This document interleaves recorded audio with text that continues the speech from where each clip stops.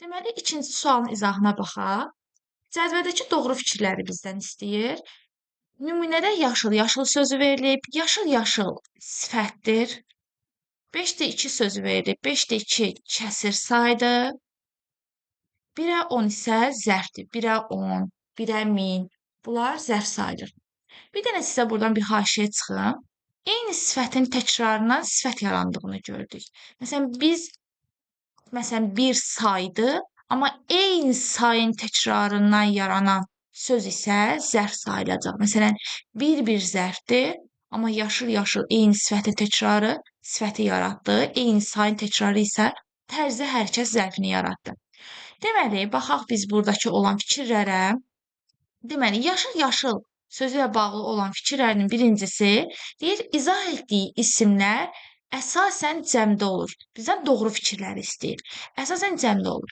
Deməli, eyni sifətin təkrarı, məsələn, yaşıl, özündən sonra cəmdə olan söz tələb edir. Yaşıl, alma yox, almalar. Yaşıl, armud yox, armudlar olacaq. Lar cəm şəkilçisi gələcək. Deməli, bu fikir doğru fikirdir. Çoxaltma dərəcəsində olan sifətdir. Yaşıl sözünün yanında heç bir çoxaltma dərəcəsi göstəricisi görə bilmirik. Göstərici görə bilmədiyimizə görə adi dərəcədə olan bir sifətdir. Deməli, 2 yanlış fikirdir. 3-ə baxaq. 5-də 2 sözü ilə bağlı. 5-də 2 sözün birləşməsi deyə quruşca mürəkkəbdir. Biz bilirik, mürəkkəb saylar həm ayrı yazıla bilər, həm də defislə yazıla bilər. Miqdar saydı. Bəli, doğru fikirdir. Miqdar saydı. Miqdar sayı mənaca növdür. Bölünür 3 yerə. Müəyyən miqdar sayları, qeyri-müəyyən miqdar sayı və kəsir sayı.